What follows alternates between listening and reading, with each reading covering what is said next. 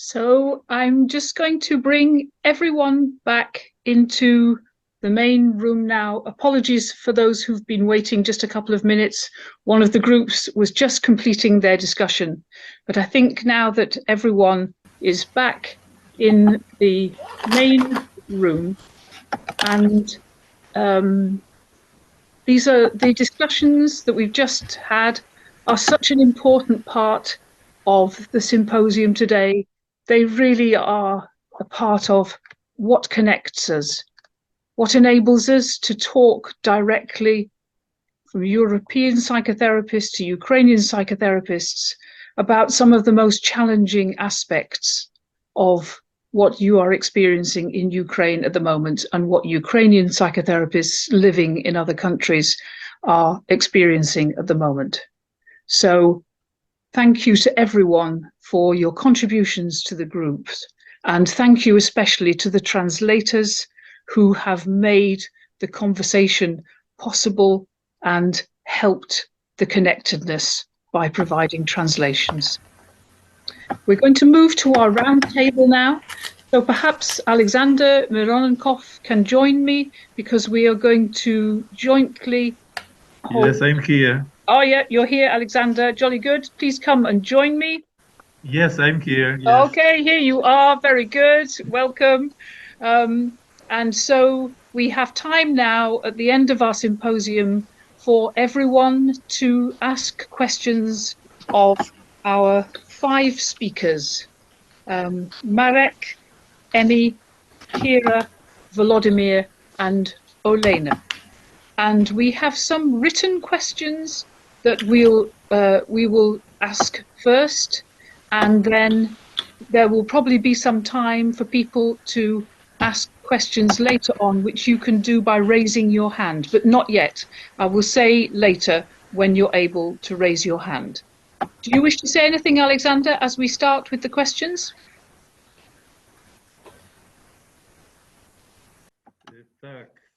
Yes, I wanted to say that in her introductory word, Irena Bazic mentioned that everything is about dialogue between people. And I think that today we managed to build really great dialogue. And it was a dialogue between specialists and between people at the same time. So there were 2 levels that were personal level and professional level. 2 levels coincided, and it was very valuable for me.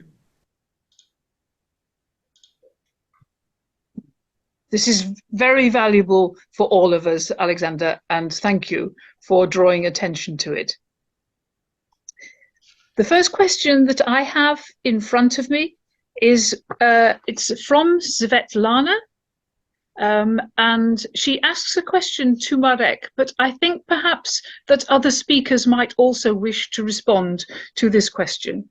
So her question is, in Ukraine, many parents of small children, particularly up to 5 years old, do not talk about the fact that the war is going on. So the parents don't talk to very young children about the fact that the war is going on, so as not to traumatize the child. But how does this affect the mental health of children living in the war when adults don't talk about it? Marek, perhaps you could give a response first, and then other speakers could add if they wish to. Yeah, thank you very much. I should say I don't know how to answer it. Generally, I would think that it's good if even small children are appropriately informed about the situation. But I can understand the position of parents who think that they do not want to traumatize, they do not want to speak about something. But my recommendation would be to speak about it in appropriate way. Do you have a suggestion of a form of words? Sometimes it's helpful to have, what kind of thing can you say? Yeah, it's good. I would say something like, well, there is the war. Do you know what is the war? and the child would answer something, and I would probably try to explain that the war is that there are two states, and they and so on, and I would probably have a tendency to make child to be sure that everything is okay because we are together, that I will take care about him or her, something like that, to explain that the war is something what is unpleasant and potentially dangerous, but at the same time to say that well, we will try to process it. That's really balanced, to say something about war, but also to assure them of their protection and safety with you, with us as parents. Yes. Alexander? Do you want to add something, Alexander? Я так хотів просто додати до того, що Марek сказав. To add to what Marek mentioned, I live in front of the park, and children and with their parents go for a walk there. And I have noticed that 1 month after the war, small boys were not bringing cars, toy cars, but they were bringing guns, weapons to the park as play. And even girls were not coming with dolls, they were coming with weapons as well. And it happened unconsciously with those children, but we already can talk about that. Who do they want to protect? Why do they need that weapon to be strong, and so on and so forth? And that's a really great occasion to start talking with them about the war. Thank you. Yes, that's really powerful, because then also it explains that phenomenon of children suddenly walking around holding guns. Yes. Would any of the other speakers wish to add anything? If you just begin to speak, then Martinez will bring you onto the screen. Okay, well, I'd just like to notice that the same phenomenon can be seen in other countries, and that sometimes in the USA, for instance, which is involved in violence quite a lot, not just with other countries, but also within the country, there are many young children who pick up on that and who are going around with weapons all the time. And that if we don't speak about such phenomena, then we either normalize it or we make it seem as if it's so terrible that we have no idea how to overcome it or how to deal with it.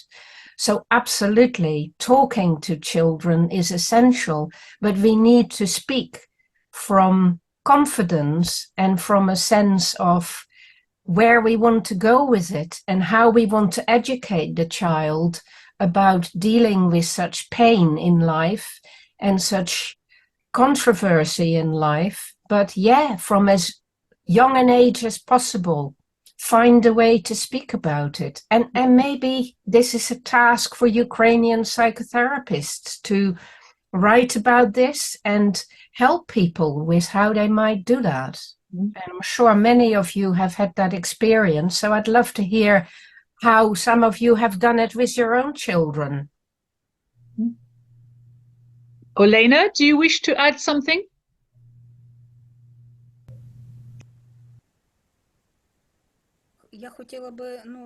I would like to support my colleagues and to say that yes, parental function, it is always to be leaders, guidance for children, guidance to reality. So it's their task to find those right words to explain them this reality. I would like to say that Ukrainian psychologists have been working a lot on that, and there are already different books, fairy tales for children of different ages about how to talk with children about the war. So this work has been done actually already. I am not ready right now to send you all the links, but I am absolutely sure that if somebody is interested in that topic, then there are already developments in that sphere. So another example, Olena, of where you in Ukraine have been so well prepared, so you even have incorporated these difficult concepts into fairy tales, which is the way in which children can relate to the world. And they, of course, learn about good and evil and the good person and the bad witch in fairy tales. So this is perfect. You already have fairy tales. It's wonderful. Maybe there's a linked question which someone else asked, which is that Marek said that it had a negative effect on children's psyche when there were conversations in the family about the Holocaust. So how to talk to children about the Holocaust or not? So it's quite close, really, to the previous question. Yeah, what I would like to say is that I try to emphasize that if we speak about Holocaust too much, it might be damaging for children. And if we do not speak at all, it's also a disadvantage. And so it's easy to say that we have to find some middle way how to communicate, but it's uneasy to do it, especially if we are overwhelmed by old emotions and so on. I also realize if I'm trying to speak with my children about Holocaust, how uneasy it is. And I'm second generation, so I wasn't directly impacted. So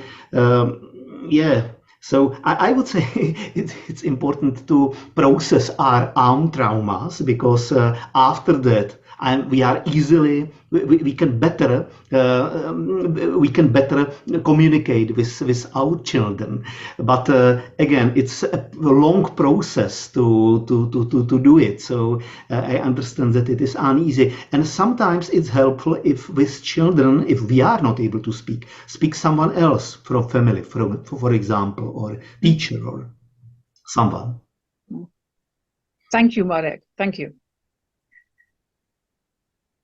Any of the other speakers want to respond to this particular question? I see that Natasha Morgan is hoping to be heard. Yeah, I'll come to you in just a moment, Natasha. I see you waving. I'll come to you in a moment. Any of the other speakers wish to respond to this question, particularly about the Holocaust?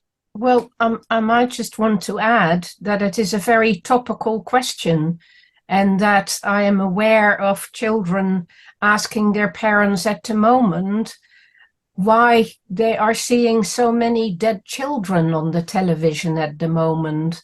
And it's impossible to stop children noticing this because it's all over the place, certainly in the UK. And so children watch this and they ask very poignant questions about what is going on. So these subjects are very important to think about in very simple terms, so that we can prepare children for the horrors of the world, because these are really nasty things that human beings do to each other. And somehow, if we don't prepare them for that, they will be very surprised later on. So we do need to do that. Thank you, Emmy. Yes, I think that's a really important point.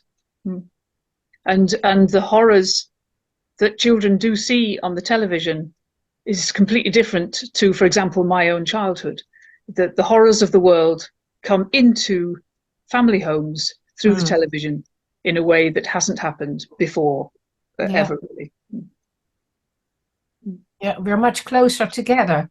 All these things concern us much more personally. Yes. Which is probably a good thing in many ways, because it means we become more of a global community and we can't just wash our hands of each other's conflicts. Yes.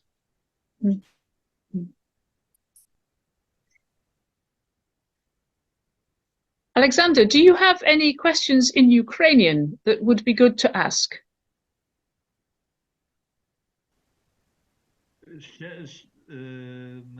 No, so far no questions, but I'm going to look for them.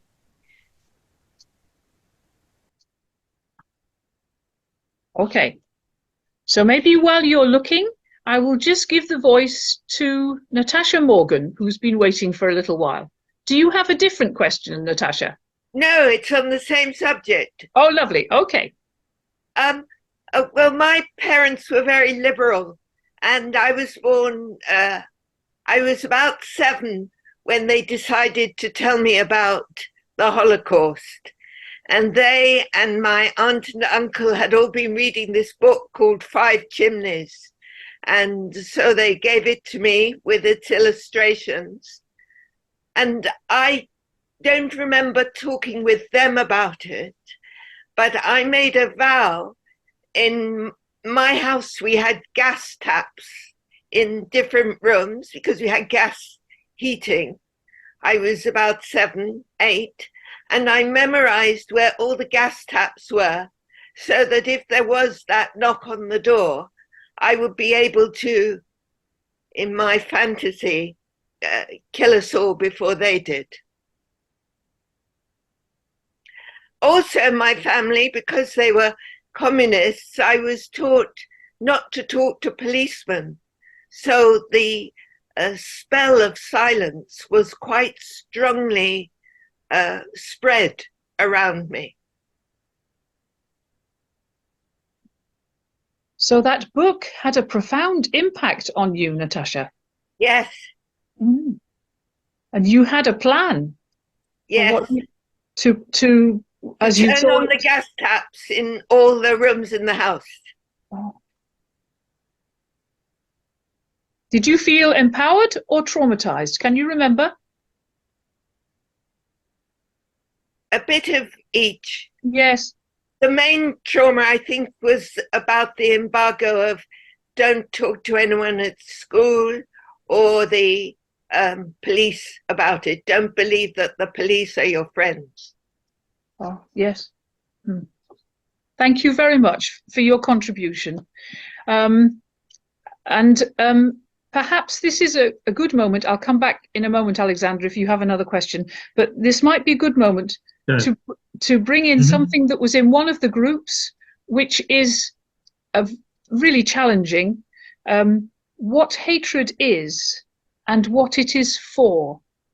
Someone voiced this in one of the groups. What hatred is and what it is for. What role does it play in our psyche? What role does it play in our relationships? What role does it play in society even? Do any of the speakers have any thoughts? There might be very, very differing thoughts, I think, but any thoughts in response to that point?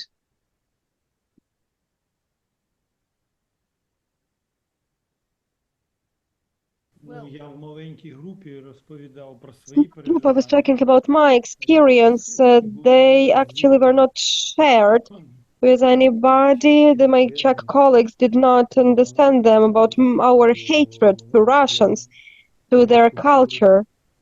And our Czech colleagues did not understand that because they were saying we are still going to read Dostoevsky and others.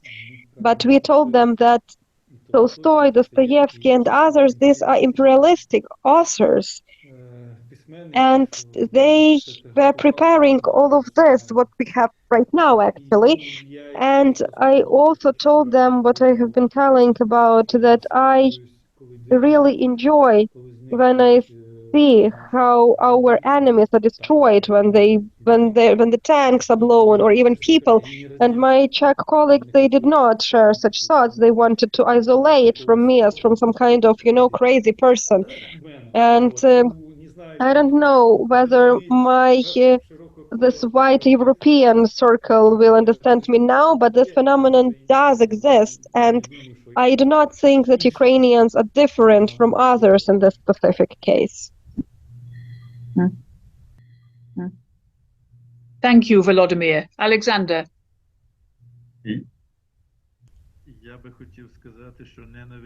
I would like to say that hatred is just the other side of love. And sometimes this hatred unites people even more than love. It is a very powerful feeling. Hatred has lots of energy in it. And it is a very powerful feeling. And today I was actually awestruck with the Professor Emmy van Deurzen mentioned that you will not see my hatred.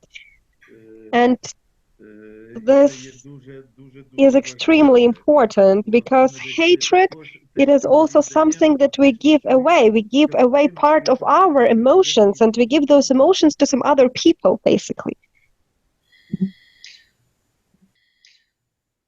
I would like to support what Alexander said, that we psychotherapists should understand that someone might hate someone, and that in hate there is energy which should be converted into something what is positive, and it might be our role to help to convert hate to something positive. I have heard a phrase that the fire of hate can be transformed into the warmth of love. And that gathers together what we're saying. Yes. Well, yes, but let's be realistic about it. Okay.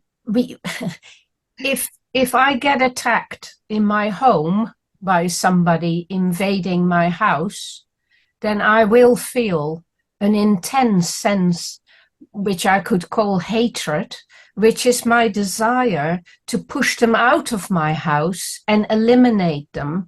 And if they were a danger to my life or that of my family, then I would definitely feel that energy, that intensity of wanting to destroy them in self-defense. And I think at that point, you know, biologically, naturally, I get an influx of adrenaline and of amazing power in myself to survive. So the hatred is about me defending myself and surviving. And that has a very important function. In the same way, you know, small children learn to say what they love and what they hate. Food-wise, for instance, I hate that or I love that. And if you go back to the root of that, if the taste of the child has not been spoiled artificially, it goes back to what any animal has, which is a disgust and a hatred of things that are actually bad for them. So hatred is a natural emotion which gives us the energy we require for survival. And in that sense, it is a very important part of our natural equipment. But where it goes wrong is if we start to experience more and more of that hatred in the absence of being directly threatened, and we start to cultivate that hatred in our own heart, whilst we're not in a situation where we need that kind of destructive energy, instead of trying to find solutions. And I have no illusion that we can move from hatred to love, because that's a very tall order. But we can move from hatred to understanding what are better, more constructive ways of preventing such problems or avoiding such problems or overcoming such problems than by simply matching aggression with aggression. As they say, if we follow the idea of an eye for an eye, the whole world ends up blind. And so we cannot afford to let hatred blossom in our hearts. Human civilization is based on our ability to understand what's going on in interactions rather than just follow our emotional passions. So there is a lot of work for us psychotherapists and psychologists to do in how to use hatred and transform it in various ways. And that is really a lot of different ways, like learning to express to another person, I hate it when you do that, because this is what happens when you do that. And this is how diplomacy comes about and negotiation. And this is how people learn to work in groups with each other and solve problems. I remember when I was involved obliquely through being a director of the Centre for the Study of Conflict and Reconciliation at the University of Sheffield at the time of the Irish conflict. And I remember what had to be done for the Good Friday Agreement to come about, when in that room were sitting people who hated each other at the outset.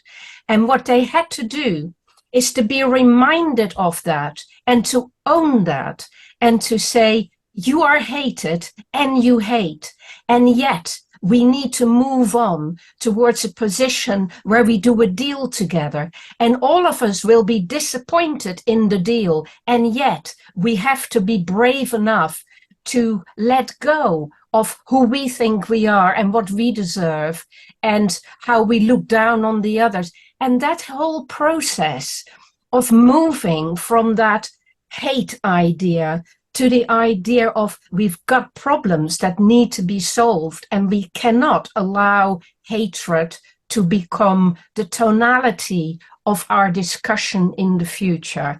That is where we come in as psychologists and psychotherapists. And we need to be wise enough to teach people how to move just a little bit from hatred to something else, slowly.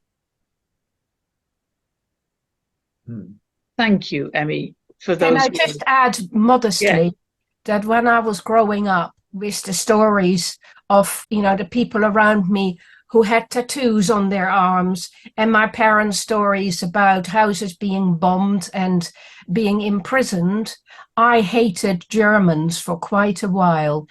And I had to learn to not immediately assume that I was right about that. And it was fantastic for me to meet young German people a little later on who hated the Nazis even more than I did. And I realized we had much more in common than I thought. And it was a movement, a political movement that was bad and hate-worthy, not the individuals. And that's an important move to make as well. Thank you for this wisdom, Emmy. Patricia, I have a question from Professor Alexander Field to Professor Emmy van Deurzen. Okay, let's just hold that for a moment, because I see that Olena and Kira both wish to say something in response to what we're discussing at the moment. So we'll hear from Olena and Kira, and then we'll listen to the question from Alexander Fields. Shortly, I would like to say, on the one hand, I would like to support Ukrainian colleagues for saying that in some moments it is impossible not to fear the hatred, because we just continue staying, living in that house that was invaded. Yes, so sometimes it is important, it is impossible not to feel what Emmy was talking about. But even from pragmatic point of view, we have to be pragmatic, and hatred is very energy consumes lots of energy, and we need lots of power right now for some other things. We need to support lots of other things. We need to rebuild lots of things. We need to work a lot. So that's why I can say that I felt much more of the feeling at the beginning. It kind of helped me to unite with others. But later, it's like it's too big a luxury. There are some other things to do, and that demand our power and our energy. And it's like by default that the fact that we hate them, like by default, and it's rather understanding that strong feeling at this moment in time. Thank you. Thank you, Olena. Kira. I would like to change the point of view a little bit from the therapeutic to maybe, more psychological one. Lately, it has become known that even in mammals have feelings of fairness, justice, that they have this feeling of justice and injustice. It turns out that they do. And they really, with huge hatred, react when they think that there some fair law is violated.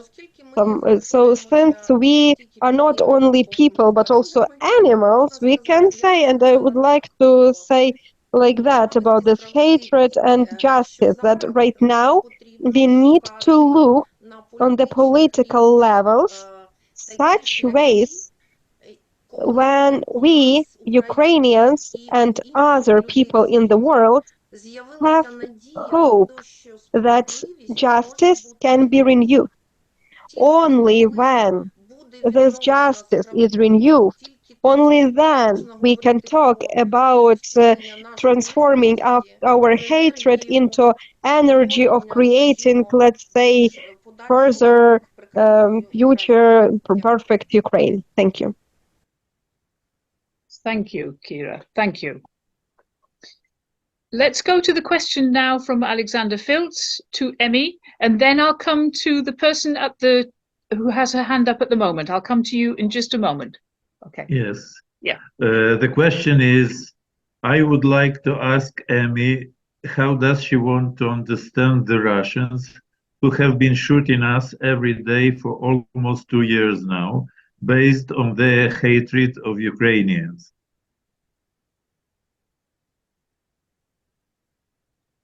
I don't particularly feel I'm ready to understand the Russians, Alexander. I am just more concerned about what Ukrainians are focusing on. And I am very much with Olena on that. I think hatred is very energy consuming and our intentionality is very important. So to focus our attention on hatred is absolutely the wrong way around. I think it's much better to take the moral high ground and to show your enemy that you got your eyes on something much bigger, which is a worldwide thing. And I think that is what Ukraine has done. And I have to say, your president is a very good role model for that, because he consistently takes the moral high ground and he never slags off the Russians and he never takes easy swipes at anything. And he always reminds other politicians who also necessarily do not have wonderful records that something morally appropriate and some justice is required from them.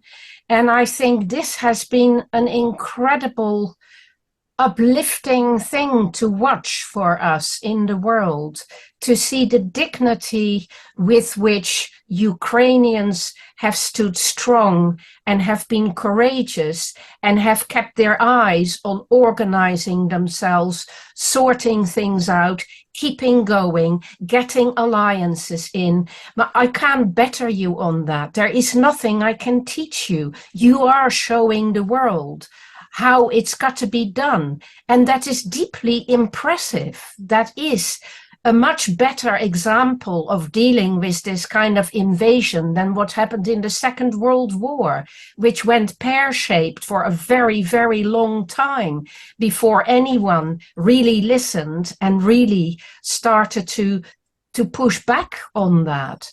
So I think that's absolutely right. And to keep as much as possible the hatred out of that is important, because that keeps it clean. It is by affirming that you are going to be just about it. And as far as I'm concerned, that justice does mean you get your country back and you get international support for rebuilding everything. Absolutely. But that's the justice that is needed. What Russians are doing with that, to be honest, I have no idea. I find it very difficult to understand how people justify these kinds of things to themselves. But I could say the same about other conflicts in the world right now. It is very difficult sometimes to understand how propaganda changes people's minds. And this is something that I, as a psychotherapist, am very interested in. How can we stop propaganda that changes whole populations around and that allow such things to happen in the world? And there is a lot to do on understanding how that happens. Do you wish to reply, Alexander? Thank you. Hi, Emmy. So I didn't understand, nevertheless, how do understand the Russians, because you speak about the Ukrainian, about the world, but not about the Russians. And No. therefore, I didn't understand how do understand the Russians. Well, I don't understand the Russians. I said that. I don't understand the Russians. Yeah, I think yeah, they're well, shooting themselves in the foot terribly. yeah, I yeah. mean, they're widely avoided and loathed right now around the world. And it's quite frankly become very difficult for Russian people in London, for instance. I was at a conference last week where some of my ex-Russian students were, and they were in tears because they're carrying a guilt that they feel has nothing to do with them, having been away from Russia for ages. But, you know, they disapprove of what the Muscovites, as you call them sometimes, are doing right now. But there's nothing they can do about it, and it sticks to them too. So that is a sadness too, isn't it? Individual people get tainted with that when it is actually a political movement that is responsible for it. Yeah, yeah. Well, but if you propose to switch from the hate to the understanding, and that is the normal human way, what you propose. Yeah. And if you say, I cannot understand the Russians, what is then the solution? Because we cannot switch to the understanding if we don't have the understanding. Well, What can we do? I would love to be involved in discussions with the Russians, Alexander. I would love to try to understand what's going on and see how we can change this whole process, because that's got to happen at some point. Somebody's got to do it at some point. I feel the United Nations should take a much stronger role in these kinds of conflicts. That's what they were created for. Yeah, well, Emmy, but they hate us. The Russians hate us. They don't switch to the understanding, and we have no chances to discuss with them. That is the problem. And that is the problem we want to share with you, with Europeans, with Americans, with Chinese maybe. And we have the strong feeling you cannot understand us, because we stay in the situation then when the Russians hate us. And that is the background of the war. We cannot discuss with them. I don't think the background of the war is hatred. I think it's just dominance. They want to own your territory because it suits them. It's exactly like the Germans with the Netherlands in the Second World War. They just, it's not hatred. It becomes hatred once there is a war, of course. But that's not the motivation at the root. Well, do you think? Thank you so much. Thank you. Thank you for the question, Alexander. Thank you for your wisdom, Emmy. And I must say, during the course of today, I have been really, really pleased, stronger than pleased, have great admiration for you that you've taken up this role as president of the existential, what's it called? The existential movement. The existential movement, wanting to speak to governments and leaders in these kinds of ways. You have such an excellent voice for it, Emmy. I'm really pleased that you're involved in that work. That is needed, because the politicians who lead us are not very self-reflective, and they have no idea what they're doing to the world and how destructive they are. And we've got to have another way. There's got to be another way. Yes, That's the only way to go forward. I completely agree that they are not being self-reflective. They are not psychologically informed and astute, and therefore it's still too much about their own egos and not about the good of humanity and the good of the world. I'm just going to move us on. Alexander, would you please invite the young woman who's at the top with her hand up? Would you invite her to speak, please? Inna Tkach. Inna. Yes, please give your question.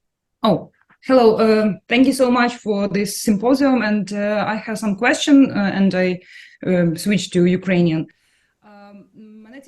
I am more interested in more like, round question about psychotherapy and transgenerational trauma in people who got it from their ancestors and they do not have enough access to this trauma and information about this trauma.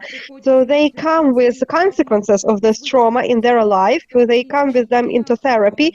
Are there any programs, some learning, literature, information where we can find out about the peculiarities, specifics of therapy of those people who have the transgenerational trauma from their ancestors? Thank you.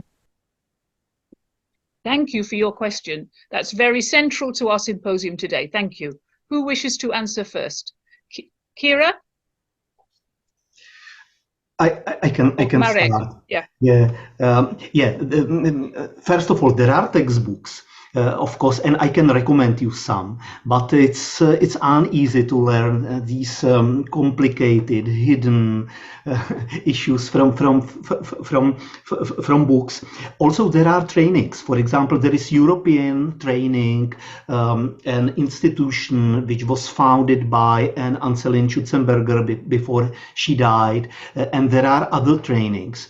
And do not forget that not all traumas are transgeneration traumas. So it's a specialization in category of healing of trauma. But first textbooks, and if you will write me an email, I can send you some tips, and I can send you the tips related to trainings. Thank you, Marek.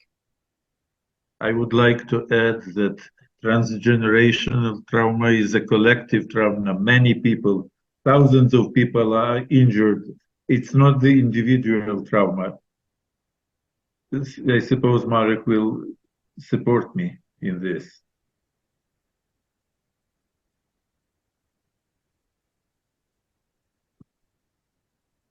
Would any of the other speakers like to add anything? Okay, thank you for your question. Thank you. And now we can go to Volodymyr Lanko and perhaps make this the last question from our participants today. Volodymyr.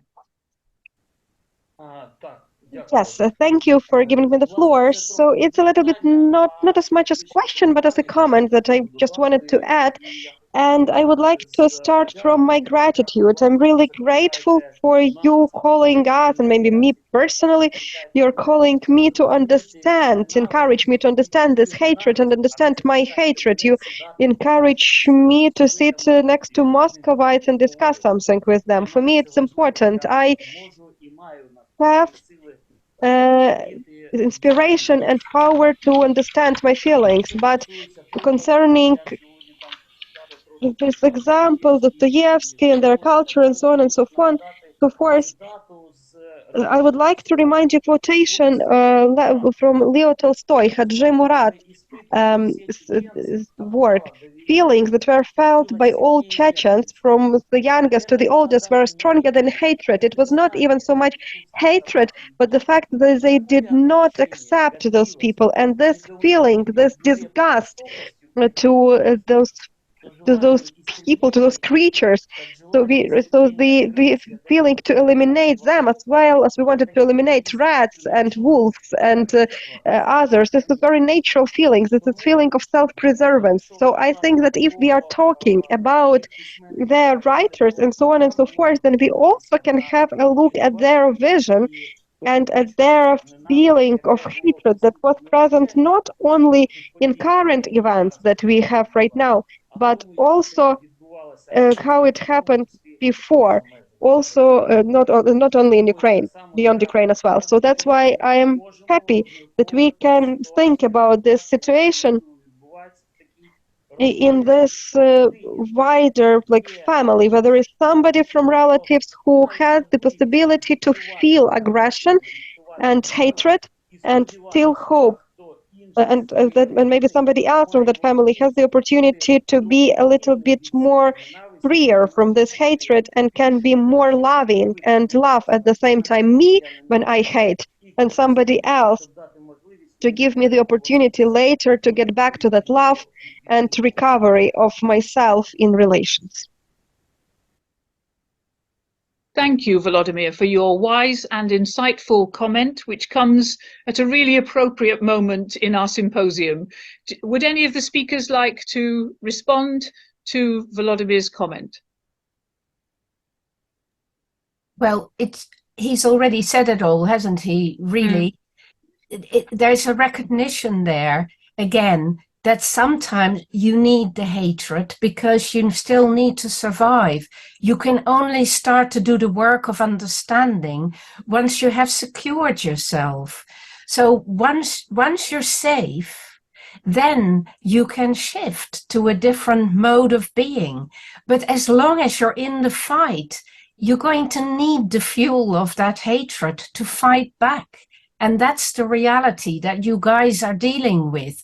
You're having to fuel some of that hatred through you the whole time. And at the same time, as you're also doing healing work, you have to find these other feelings, and you have to be able to enable other people not to get stuck just with hatred. So it's very complicated. But, again, it's really interesting that you have to do that, and that you somehow are managing to do that. Not only are you somehow managing to do that, but you're managing to come to a conference and to talk about it and to get more clarity about it. So as human beings, we are all finding out something new about how human beings can actually have all of those feelings at their disposal and appropriately channel some actions through certain pathways and others through other pathways. Never let the hatred overshadow the whole spectrum of your emotions. Always stay available for having the moments of love and care and hope and every other feeling on earth. Don't let them do that to you.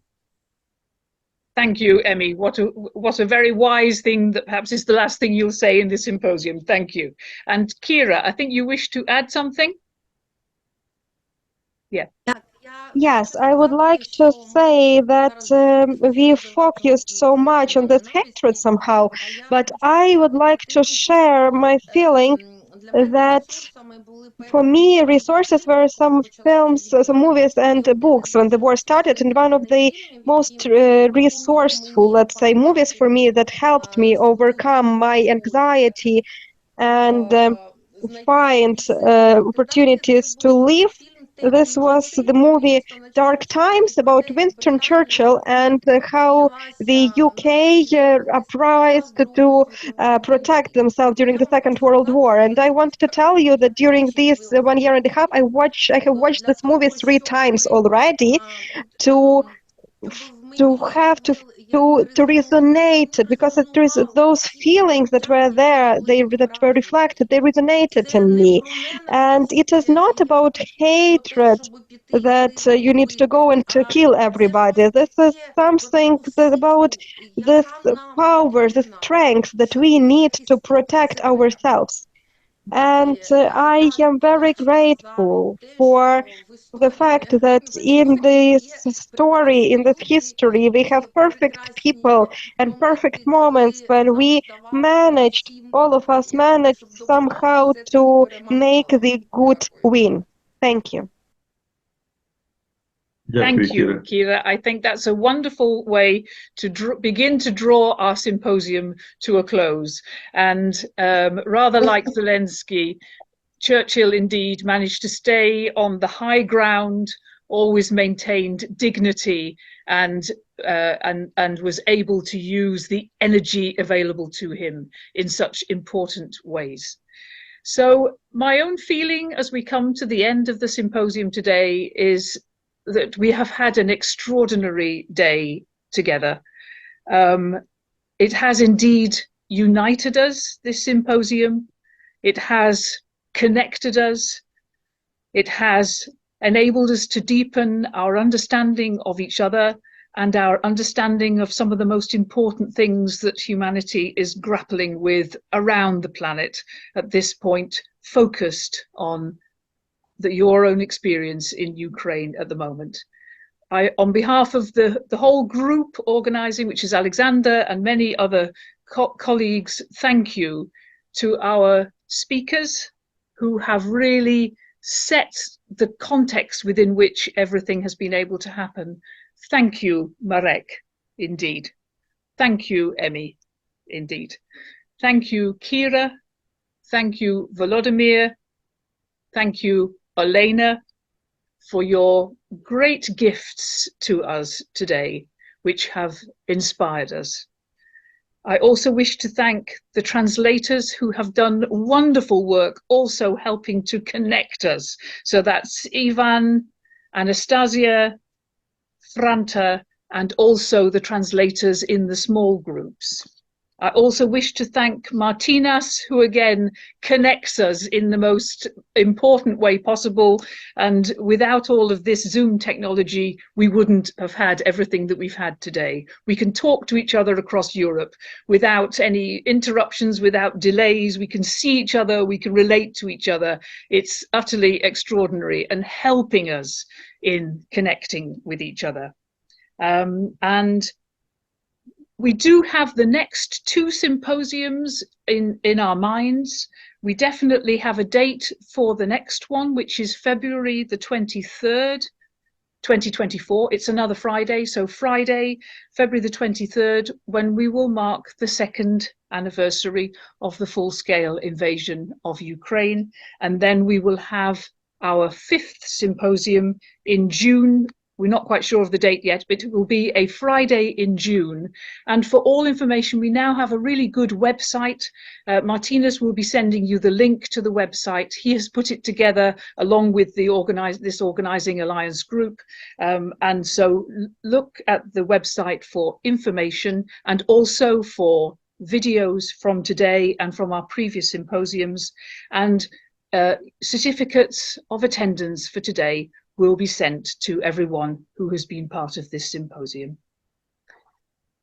It's hard to know what words to find to end, but my profound gratitude to everyone who has been part of this symposium today. Stay safe, go well, and may peace come to Ukraine.